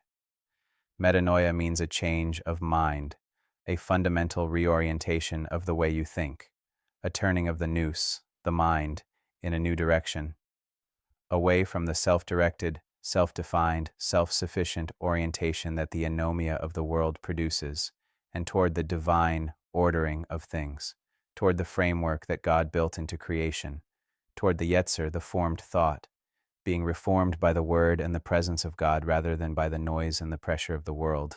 And metanoia is not a one-time event. It is a continuous process. It is the daily, ongoing, never-finished work of allowing the mind to be renewed. Romans 12, verse 2. And be not conformed to this world, but be ye transformed by the renewing of your mind, that ye may prove what is that good and acceptable and perfect will of God. The Greek word for transformed there is metamorphos, it is present, passive, imperative, continuous, ongoing, being transformed. Not we're transformed once, being transformed, right now, and tomorrow, and the day after, by the renewing of the nous, by the metanoia that never stops. And here is what I want you to understand about metanoia in the context of everything I have shown you tonight. The cooling of love that Jesus described in Matthew 24, verse 12, the suko, the gradual loss of heat, is a nous problem before it is a heart problem. It starts in the mind. It starts when the mind begins to be conformed to the world rather than transformed by the word. It starts when the yetzer, the formed thought, begins to be shaped more by the anomia of the culture than by the dot of genuine encounter with God. And the solution is metanoia, the continuous, ongoing, never-finished renewal of the mind, the daily turning of the nous back toward the divine ordering of things. So the first step of genuine response is this: ask God right now to begin the work of metanoia in you, not as a formula, not as a religious exercise, but as a genuine, honest, open-hearted request. Lord, renew my mind, reform my yetzer, turn my nous back toward you. Let the anomia of the world stop shaping the way I think, and let your word, your presence, your dot, shape it instead.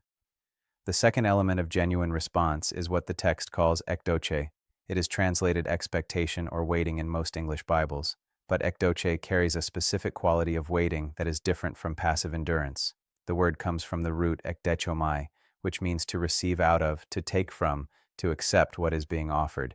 It is the waiting of someone who is actively positioned to receive, like a runner in the starting blocks, like a watchman at his post, like a servant whose master is returning and who has positioned himself at the door, ready to open it the moment the knock comes. Hebrews 10, verse 36 and 37, for ye have need of patience, that after ye have done the will of God, ye might receive the promise. For yet a little while, and he that shall come will come, and will not tarry. The word translated patience there is hupomone, the same word from Revelation 3, verse 10, remaining under, holding your position, and the promise is that he that shall come will come. He will not tarry indefinitely. The delay has a limit. And the ekdoche, the active, positioned, ready to receive waiting, is what bridges the gap between now and then. So the second step of genuine response is this: reposition yourself, not just emotionally, practically, physically, in the actual structure of your days. Ask yourself right now, is my life structured in a way that reflects genuine ekdoche? Is there evidence in my daily routine that I am actively positioned to receive? Is there time in my day for the tamian? Is there space in my schedule for the stillness that dot requires? Is there a posture in my heart that says, I am watching, I am waiting, I am ready to open the door the moment I hear the knock? Because ekdoche is not just an internal attitude, it expresses itself in the structure of your life, in the choices you make about how you spend your time and your attention and your energy, in the things you say yes to and the things you say no to, in the degree to which the yashutu, the restless running to and fro, has been allowed to crowd out the stillness that genuine waiting requires.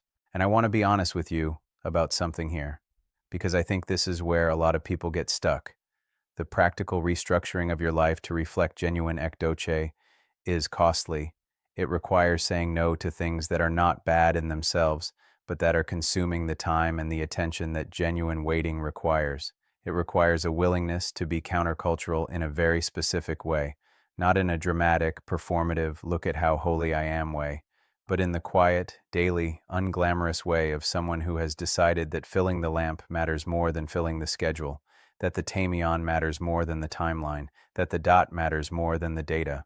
And that decision, that quiet, daily, unglamorous decision, is what hupomone actually looks like in practice. It is not dramatic. It is not spectacular. It is just the daily choice to remain under, to hold your position, to not be moved from your post by the pressure of a world that is constantly telling you that you are missing out, that you are falling behind, that the things that matter to God are less urgent than the things that matter to the culture. The third element of genuine response is what I want to call the opening of the door.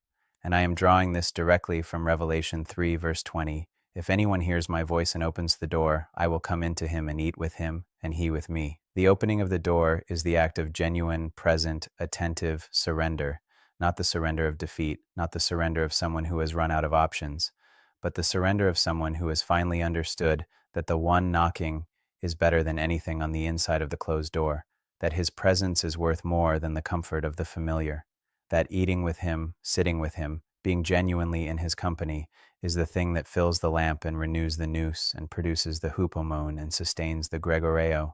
And I want to say something about the word eat in that verse, because in the Greek and in the Jewish cultural context of the first century, eating together was not just a social activity, it was a covenant act. It was an act of deep, intimate, mutual commitment. When you ate with someone in that culture, you were saying, I am with you, I am for you, I am bound to you. And Jesus is saying, if you open the door, I will come in and I will eat with you. I will enter into that covenant intimacy with you. I will be with you and for you and bound to you in the way that the shared meal represents. And that is what fills the lamp. Not religious activity, not doctrinal correctness, not church attendance, not even Bible knowledge, as important as all of those things are. What fills the lamp is the covenant intimacy of eating with him, of being genuinely in his presence, of opening the door and letting him come in and sit with you and be with you in the way that Revelation 3 verse 20 describes. So the third step of genuine response is this: open the door, right now, not at the end of this video, not after you have cleaned up your life and gotten your act together and feel worthy of the invitation. Right now, in whatever state you are in, with whatever mess is on the inside of your closed door, open it, because he is not knocking because you are ready. He is knocking because he loves you, and he wants to come in and eat with you, and the eating will produce the readiness, the intimacy will produce the oil, the presence will fill the lamp. Now I want to give you some specific practical disciplines that I believe are essential for this season, not as a religious program, not as a checklist, but as the practical expression of metanoia and ekdoke and the opening of the door. These are the things that I believe, based on the text and the testimony of the early church fathers, constitute genuine preparation for the moment we are in. The first discipline is daily immersion in the Word, not reading the Bible as a duty, not checking a box, but going to the text the way I went to it tonight, with genuine hunger, with a willingness to be stopped by a word and go back to the original language and find what the English translation softened, with the expectation that the text is alive and active and sharper than any two-edged sword, and that it will find you where you are and speak to what you need. Hebrews 4, verse 12. For the word of God is quick and powerful, and sharper than any two-edged sword, piercing even to the dividing asunder of soul and spirit, and of the joints and marrow, and is a discerner of the thoughts and intents of the heart. The word is a discerner. It sees what you cannot see about yourself, and it speaks to what it sees, and that speaking is part of how the lamp gets filled. The second discipline is genuine two-way prayer, the kind I described earlier, not talking at God, but talking with God, with space for him to speak, with stillness for the dot to happen, with the door of your heart genuinely open rather than just your mouth. And I want to give you a specific practice here that I have found deeply helpful and that is rooted in the tradition of the early church.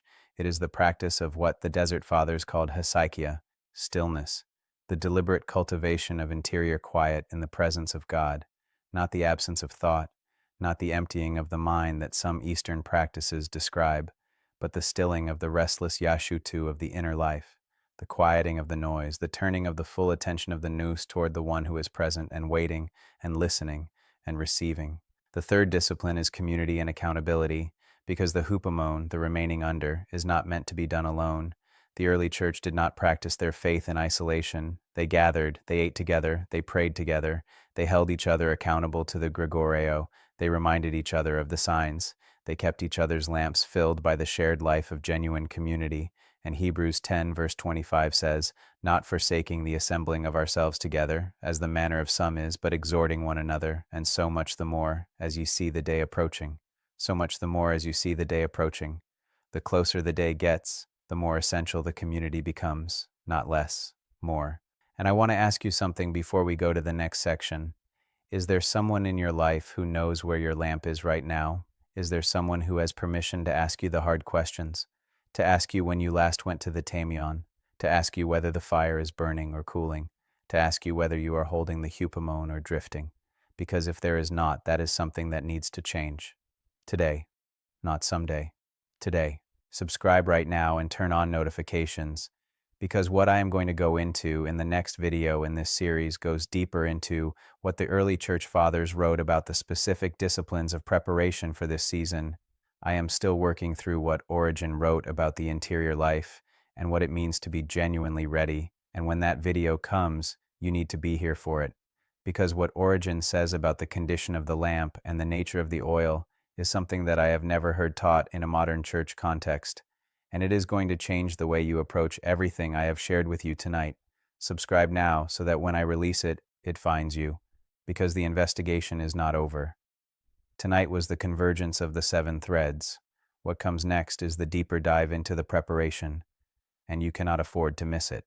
I want to bring everything together now, because I have been building toward this moment since 3:47 this morning when I sat down at this desk and opened my Bible and found something in the text that would not let me sleep. And I want to make sure that before this video ends, before you close this tab and go back to your life, you have heard the full weight of what I believe God is saying through these passages tonight. Not just the urgency, not just the warning, but the love behind the urgency, the mercy behind the warning, the fierce, determined, relentless love of a God who holds the door open longer than anyone expected, and who stands at your door and knocks, and who says, "If anyone hears my voice, if anyone opens the door, I will come in." So let me summarize the 7 threads one more time, not because I think you have forgotten them, but because I want you to hear them together, as a single, unified message, as the convergence that I believe God orchestrated tonight for everyone watching this. Thread 1, the open door of Revelation 3 verse 8, currently standing open, held open by the one who also shuts. The perfect passive participle that tells us the door was opened once, decisively, and is currently standing open, but the one who opened it is also the one who will close it, and the closing when it comes will be as decisive and as final as the opening. Thread 2, the hupomone of Revelation 3 verse 10, the command to remain under, to hold your position under pressure, to not be moved from your post by the anomia of the world around you, the patience that is not passive but active, the soldier who holds his position under fire, the watchman who does not leave his post even when the night is long. Thread 3, the Gregoreo of Matthew 24 verse 42, the continuous present imperative command to be awake, not once, continuously, the sustained, deliberate, intentional wakefulness of someone who is actively watching for something specific, not the casual glance of someone who is vaguely aware, the focused, sustained attention of a watchman scanning the horizon. Thread 4, the Odin of Matthew 24 verse 8 and 1 Thessalonians 5 verse 3, the birth pangs, increasing in frequency and intensity, each contraction closer than the last, each one more undeniable, the pattern that Irenaeus identified, the pattern that does not stop once it starts, the pattern that ends in birth, and the birth is coming. Thread 5, the anomia of Matthew 24 verse 12 and the sucho of the cooling love, the gradual imperceptible loss of heat, the fire that is not being fed, the lamp that is running low not because someone poured water on it but because no one has been adding oil, the slow drift from burning to smoldering to cold that happens not through dramatic rejection but through simple neglect. Thread 6, the dot of Daniel 12 verse 4, the deep intimate knowing that requires stillness, that requires the tamion, that requires going into the secret place and shutting the door and being genuinely present with the one who is genuinely present with you, while the world runs to and fro in the restless yashutu that Daniel described as the condition of the last days. Thread 7, the knocking of Revelation 3 verse 20, Jesus standing at the door of the church, of your heart, of your life, knocking with a patience that is itself an act of grace, the patience that Chrysostom warned does not last indefinitely, the knock that is getting louder, the invitation that is still open, right now, in this moment, for you. 7 threads, all pointing to the same moment, all converging on the same question, all addressed to the same person, and now I want to speak to that person directly, because I believe there are different kinds of people watching this tonight, and I want to address each of them specifically, because the message is the same for all of them, but the application is different. There are people watching this who have never genuinely surrendered their lives to Christ, who have heard about him, who know the story, who have been in church or around church people their whole lives, but who have never actually opened the door, who have never had the genuine, present, attentive encounter with the living God that Revelation 3 verse 20 describes. And to those people, I want to say this: the door is open right now, not because you deserve it, not because you have earned it, but because the one who holds the key of David, the one who opens and no man shuts, has set it open before you, and he is standing at your door and knocking, and the invitation is real, and the time is now, and all you have to do is open the door, not with a formula, not with a magic prayer, but with genuine, honest, open-hearted surrender, with the metanoia that turns the nous away from the self-directed life and toward the God who made you and loves you and died for you and rose again and is coming back, with the opening of the door that says, I cannot do this without you. I do not want to do this without you. Come in, eat with me, be with me, fill my lamp. I am yours. There are people watching this who surrendered their lives to Christ a long time ago, but whose lamp has grown cold, whose fire has cooled through the slow, quiet, imperceptible sucho of a world that has been blowing across it for years, who still believe, who still hold the lamp, but who know, if they are honest, that the oil is low, that the fire is not burning the way it used to burn, that the dot has been crowded out by the yashutu, that the tamayon has been neglected, that the hupamon has been eroding under the constant pressure of a culture that never stops pushing. And to those people I want to say this: the door is still open, the knock is still sounding, the invitation has not been withdrawn, and the oil is still available, and the tamayon is still there, and the one who opened the door is still holding it open, and he is saying, come back, return to me, let me fill your lamp, let me renew your nous, let me restore the dot, let me rekindle the fire, come back. And there are people watching this who are watching and waiting and burning and ready, who have been in the tamayon, who have been cultivating the dot, who have been holding the hupamon, who have been keeping the gregoreo. And to those people I want to say this: do not stop. Do not let the length of the night convince you that the bridegroom is not coming. Do not let the delay produce the theological fatigue that 2 Peter 3 describes. Do not let the scoffers who say, where is the promise of his coming, shake your confidence in what the text says. The birth pangs are intensifying. The contractions are getting closer. The convergence of signs is real. And the one who said he is coming is faithful, and he will come. And when he does, your lamp will be full, and the door will be open, and you will go in with him to the wedding feast. Hold your position, keep your oil, stay awake. Now I want to lead you in something, not a formula, not a ritual, but a genuine, honest, open-hearted prayer of surrender and return, and I want to frame it the way the early church framed it, not as a transaction, not as a one-time event that you check off a list, but as the beginning of a continuous, ongoing, never-finished turning of the no toward God, the beginning of the metanoia that never stops, the opening of the door that you keep open, the filling of the lamp that you keep refilling. If you are willing, I want you to pray this with me right now, not because the words are magic, but because the intention behind the words is real, and because God sees the intention, and because the door is open right now, and the knock is sounding right now, and this is the moment. Pray this with me. Father, I come to you right now, not because I have it all together, not because my lamp is full, not because I have been faithful in the ways I should have been faithful. I come to you because the door is open, and because I hear the knock, and because I know that the one knocking is better than anything I have been keeping the door closed for. I ask you right now for the metanoia, the renewal of my nous, the turning of my mind away from the anomia of the world and toward the divine ordering of things that you built into creation. I ask you to reform my yetzer, to reshape the formed thoughts of my heart, to let your word and your presence be what shapes the way I think and the way I see and the way I understand what is real. I ask you to fill my lamp, to restore the dot, to bring me back to the tamayon, to create in me the hunger for the secret place that produces the oil that sustains the fire. I do not want to be one of the 5 who had lamps but not enough oil. I want to be ready. I want to be found watching. I want to be found with my lamp burning when you come. And I open the door right now. Whatever is on the inside of this door that I have been keeping closed, whatever mess, whatever shame, whatever distance, whatever drift, I open it. Come in, eat with me, be with me. Fill what is empty, restore what has grown cold, renew what has grown stale. I am yours. I hold nothing back. Come in. And for those who have never surrendered before, who have never opened this door, who are opening it for the first time right now, Father, receive them, The door of the ark is open. The invitation is real. The key of David has set this door open and no man can shut it. And they are coming in right now. Receive them, fill them, keep them, write their names in the book, the Hamet Katavim, the names being written right now, write their names in the name of Jesus. Amen. I want you to sit with that for a moment. Just breathe. Just be still. Because what just happened, if you prayed that with genuine intention, is not a small thing. It is not a religious exercise. It is the opening of a door. And the one who was knocking is now inside. And the lamp is being filled. And the noose is beginning to turn. And the metanoia has begun. And it will not stop.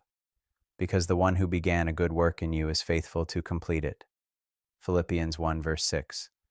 Being confident of this very thing, that he which hath begun a good work in you will perform it until the day of Jesus Christ. He will perform it, he will complete it, he will sustain it, not you. Him. Your job is to keep the door open, to keep going to the Timaeon, to keep cultivating the dot, to keep holding the hupomon, to keep the gregoreo. And he will do the rest. He will fill the lamp, he will renew the nos. He will restore the dot, he will sustain the fire, he will keep you until the day of Jesus Christ. And now I want to give you the promises, because I have spent most of this video on the urgency and the warning and the convergence of signs, and I want to make sure you leave tonight not just with the weight of what is coming, but with the certainty of what God has promised to those who respond, because the promises are as real as the warnings, and they are anchored to the same text, and they are addressed to the same person, you. Revelation 3 verse 10. Because thou hast kept the word of my patience, I also will keep thee from the hour of temptation, which shall come upon all the world. He will keep you. The same tereo that Jesus used in John 17 verse 15. Divine preservation, divine guarding, divine watching over. Not your strength, his. Not your faithfulness, his. He will keep you. Daniel 12 verse 1. And at that time thy people shall be delivered, every one that shall be found written in the book. Delivered. The Hebrew word there is malat, and malat means to escape, to slip away, to be rescued from a tight place, from the tzara, from the narrow place. Everyone whose name is written in the book will be delivered, not some, everyone. 1 Thessalonians 4 verse 16 and 17. For the Lord himself shall descend from heaven with a shout, with the voice of the archangel, and with the trump of God, and the dead in Christ shall rise first. Then we which are alive and remain shall be caught up together with them in the clouds, to meet the Lord in the air. And so shall we ever be with the Lord. Caught up. The Greek word is harpazo, to seize, to snatch, to take by force. He is coming to take you, not gently, not quietly, with a shout, with the voice of the archangel, with the trump of God, and you will be caught up, and you will meet him in the air, and you will be with him forever. These are the promises. These are what is on the other side of the open door. These are what is waiting for the ones whose lamps are full when the bridegroom comes, and they are real, and they are certain, and they are for you. It is now somewhere past 5 in the morning on March 14th, 2026. I have been at this desk for over 4 hours. My coffee went cold a long time ago. My legal pad is covered in notes that I keep going back to and underlining, because every time I look at them, I see another connection I did not fully develop, another thread I want to pull, another passage that is pressing on me and saying, go deeper, go further. There is more here than you have shown them yet. And I want you to know that feeling. I want you to know that what I shared with you tonight is not the bottom of this. It is not the full depth of what these texts contain. It is the surface of something that goes down further than I can see from where I am standing right now. But I also want you to know something else. I want you to know that I did not stay up all night doing this because I enjoy making videos. I did not spend 4 hours at this desk because I had nothing better to do. I stayed because I could not leave. Because every time I tried to close my Bible and go to sleep, something in me said, not yet. There is someone who needs to hear this. There is someone whose lamp is running low right now and who does not know it. There is someone who has been hearing the knock for a long time and who has been meaning to open the door but has not gotten around to it yet. And tonight might be the night they finally do. And if I go to sleep instead of making this video, I will have to answer for that. And so I stayed, and I made this video, and you found it. And I do not think that is an accident. I genuinely do not think that is an accident, because the text says in Daniel 12 verse 3, and they that be wise shall shine as the brightness of the firmament, and they that turn many to righteousness as the stars forever and ever. The Hebrew word for wise there is maskilim, and maskilim does not just mean intellectually knowledgeable. It means those who have insight, those who understand, those who have the dot, the deep intimate knowing, that allows them to see what others cannot see. And Daniel says that the masculine will shine, and that those who turn many to righteousness will shine like stars forever. I want to be a maskil. I want to be someone who understands what the text is saying about this moment and who has the courage to say it out loud. And I believe that everyone watching this tonight has the same calling, not to make videos necessarily, but to be a maskil in your sphere, in your family, in your community, in your church, to be the person who sees the convergence of signs and understands what it means and has the courage to say, I need to tell you something. I found something in the text, and you need to hear it. Because that is what the watchman does.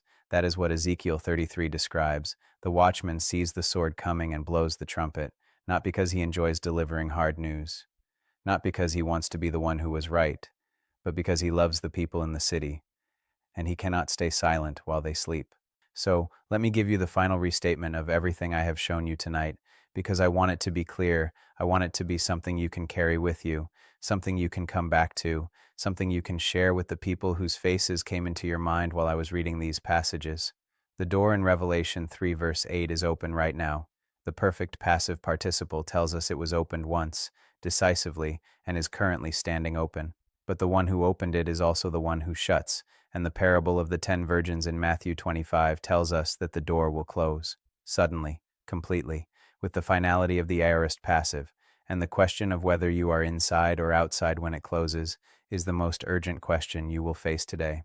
The signs that Jesus described in Matthew 24 are converging right now in a pattern that Irenaeus of Lyon, who sat under the direct teaching of Polycarp, who sat under the direct teaching of the Apostle John, identified as the intensification of the birth pangs, the Odin, the contractions that increase in frequency and intensity until the birth can no longer be delayed. And we are in that intensification right now. The anomia is spreading. The love of many is cooling.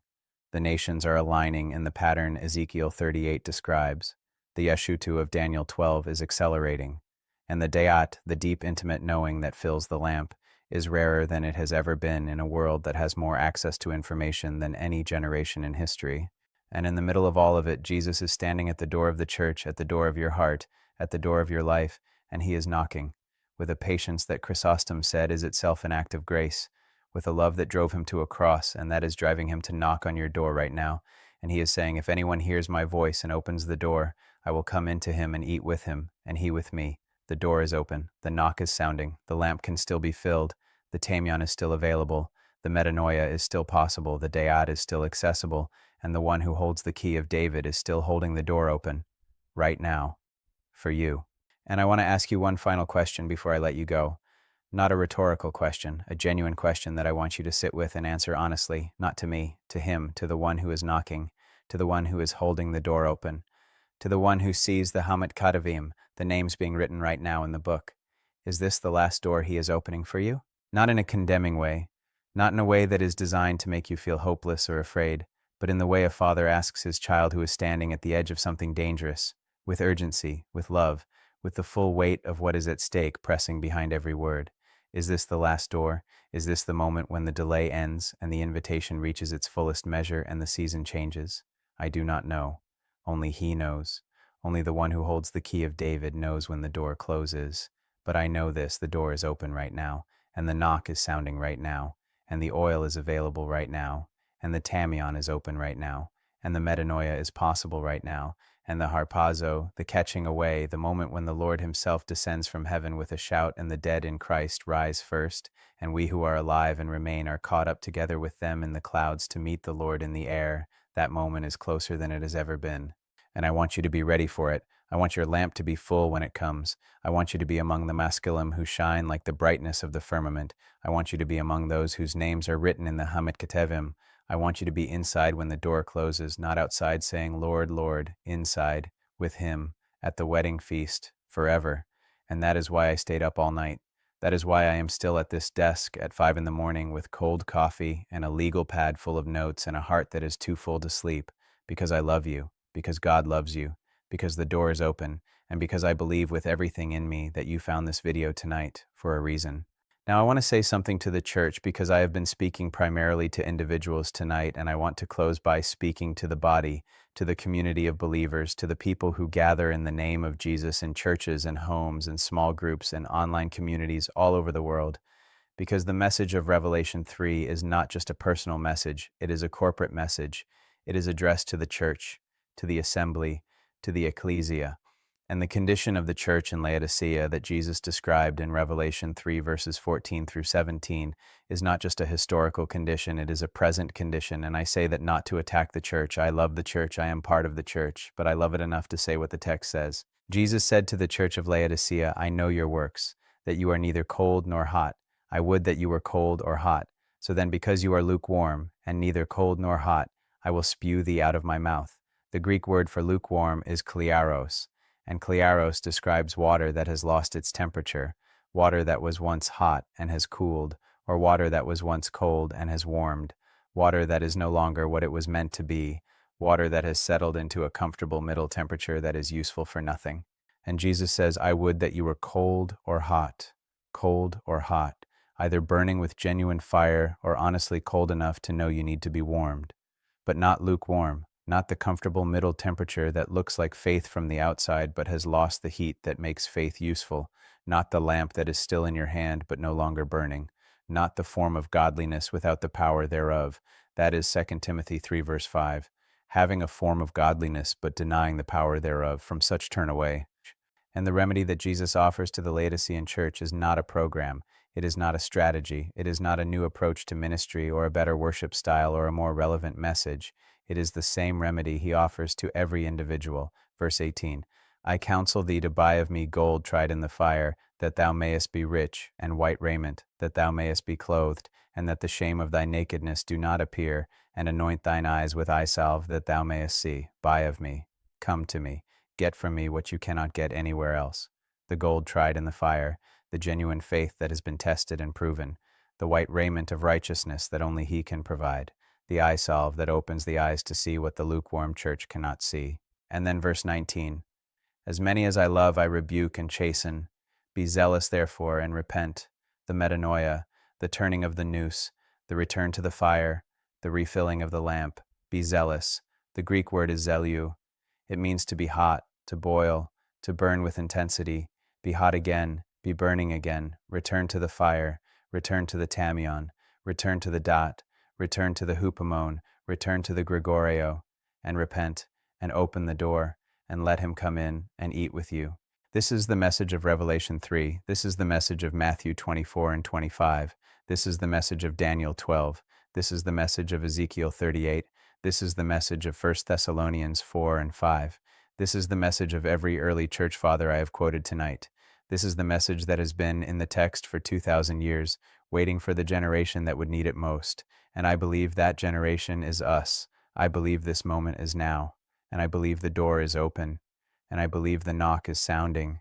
And I believe that God, in his mercy and his love and his fierce determination to reach every person who will respond, orchestrated this video and this moment and this convergence of texts and signs and historical witnesses for you, specifically tonight. So here's what I want you to do right now. 3 things, just 3. First, go to the tamion. Today, not tomorrow, today.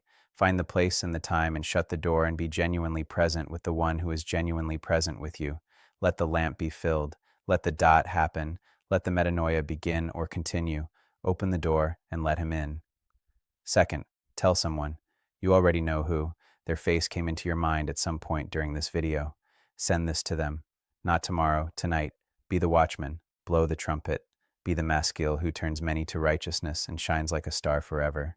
Third, come back, because this investigation is not over. What I showed you tonight is the convergence of 7 threads, but there are more threads.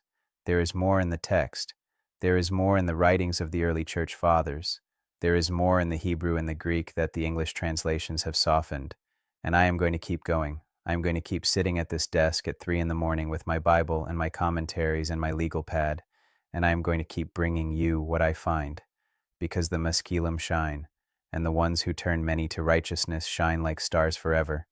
And I want to be one of them. And I want you to be one of them. And together, as a community of watchers and seekers and lamp fillers and door openers, I believe we can be. I want to hear from you in the comments right now. Tell me one thing, just one. Which of the 7 revelations tonight impacted you the most? Was it the open door and the perfect passive participle? Was it the hupomone and what it means to remain under? Was it the gregoreo and the continuous command to be awake? Was it the odin and the intensifying birth pangs? Was it the sucho and the cooling love? Was it the dot and the deep intimate knowing that requires stillness? Or was it the knock of Revelation 3 verse 20 and the image of Jesus standing at the door of the church? Tell me which one landed, and tell me who you are sending this to tonight, because I want to know. I want to know who is in this room. I want to know who found this video at 5 in the morning or on their lunch break or in the middle of a sleepless night.